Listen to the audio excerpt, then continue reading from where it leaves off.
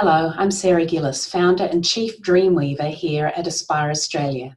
Thank you for joining us for our 6-part video series on how to nominate a worker for a subclass 482 visa.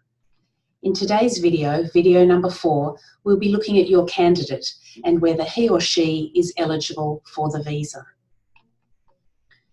You've already identified your position and the occupation that is relevant. Now we need to determine that your candidate meets the requirements for the position and they meet all the requirements for the visa. Let's take a look at the attributes that the Department of Immigration will look at. The department will consider whether your candidate has the skills, the experience, and the English requirements, and whether they meet the genuine temporary entrant requirement. We'll have a look at this in a bit more detail. When you identified the occupation, you had reference to the ANSCO. Now, the ANSCO, as well as providing a job description, also indicates the skill level for the occupation. In the example here for advertising and marketing professionals, you can see that the skill level is a bachelor degree or higher, or at least 5 years relevant experience.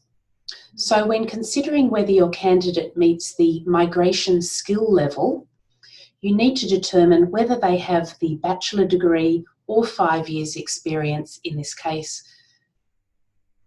If they do not, then it is likely that the Department of Immigration will consider that they do not have the skill level for the position. Now, there is a grey area where a candidate may have a lower level qualification or less experience, and they still may be able to meet the skill level requirement. But you take the ANSCO as the threshold and then see if there are any arguments that can be drawn from there. In addition, for some occupations, the Department of Immigration has a mandatory skills assessment requirement. And in other cases, they may use their discretion to ask for a skills assessment. This is because in some occupations, it is difficult for the department to identify whether the skills obtained overseas are equivalent to those that would be gained by an Australian. In terms of the mandatory skills assessment, there is a list, and we have the link to that list in your Video 1 bonus download, of occupations and nationalities. Most of these apply to trades, and if a mandatory skills assessment is required, then the process must be commenced prior to the time of the visa application. We would recommend that you obtain the full assessment and the result before lodging the visa application, even before proceeding with the nomination application. Because if your candidate can't obtain a successful skills assessment, then you won't be able to proceed with a successful visa application. In terms of discretionary skills assessments, these may be asked for by the Department of Home Affairs Processing Officer during the processing of the application. It could lead to delays as the application is put on hold whilst your nominee undertakes the skills assessment, and there could be a risk that if the skills assessment is unsuccessful, then the visa application will be refused. It's therefore worth considering getting skills assessments for all trades occupations and some other key occupations before proceeding with the nomination and visa applications.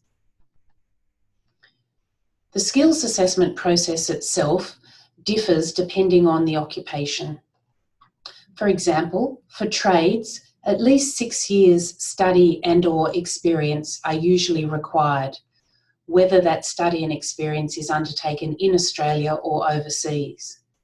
For managers, they must have at least 5 years experience usually and must show their position within the hierarchy of the organisations they've worked for in the past. For professionals, they usually require a bachelor degree and possibly work experience. In addition to meeting the skills requirement, each 482 visa applicant must have at least 2 years' experience in the occupation within the preceding 5 years. New graduates with no experience will not be successful for the 482 visa. So it is important that you check the candidate's resume to make sure they have the relevant experience. This is a separate requirement to the skills assessment or the skills requirement, but the work experience can overlap. So the work experience must be in the occupation and must be at the skill level. That means that the work experience would usually come after a qualification that is completed. For example, if the skill level for the occupation is a bachelor degree, work experience undertaken during the bachelor degree will not be considered at the skill level, only work experience after completion of the bachelor degree. Evidence should be provided with the visa application, and that could include references detailing the duties and positions held by the candidate, as well as evidence that it was a paid position by way of tax notices or pay slips. Candidates must also meet various English requirements. There are options for them to take an English test. There are several tests available. Or if they hold a passport from one of these countries, Canada, New Zealand, UK, Republic of Ireland or USA, there is an exemption from the test. There are also exemptions where the candidate has undertaken study in an English language medium. For example, they've studied high school and their university degree in an English medium. Or where the nominee is sponsored by an overseas business who is establishing an entity in Australia and the salary is above $96,400, then there is an English language exemption. Again, it's a good idea to ensure your candidate has provided you with evidence that they meet the English requirement before you start on the nomination process itself, even though this evidence is provided at the visa stage. Final requirement for visa applicants is for those who have occupations on the short-term skilled occupation list, they must meet a genuine temporary entrant requirement. The Department of Immigration only allows these candidates to have a visa for 2 years, renewable twice, so for a total of 6 years. There is no permanent residence pathway through employer nomination. So the Department of Home Affairs wants to make sure that your nominee intends only to be in Australia for a temporary period and will leave Australia at the end of the assignment. Statements regarding their genuine temporary entry should be provided with the visa application. What do they intend to do once they've finished work with you? How relevant is this work experience to their career overseas? What's their Australian visa history like? And what are their ties to their home country? If, for example, a candidate has been living outside their home country for a number of years, including in Australia, the department may consider that they have no real intention to return to their home country at the end of their 482 visa. This should be discussed with the candidate before proceeding with a nomination.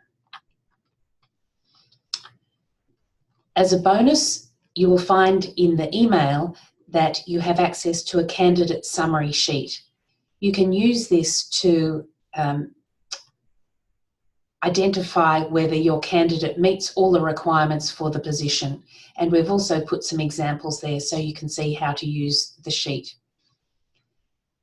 In summary, to find out if your candidate is eligible, first have a look at the ANSCO skill level. Do they have the qualification and/or experience and/or registration required for the occupation?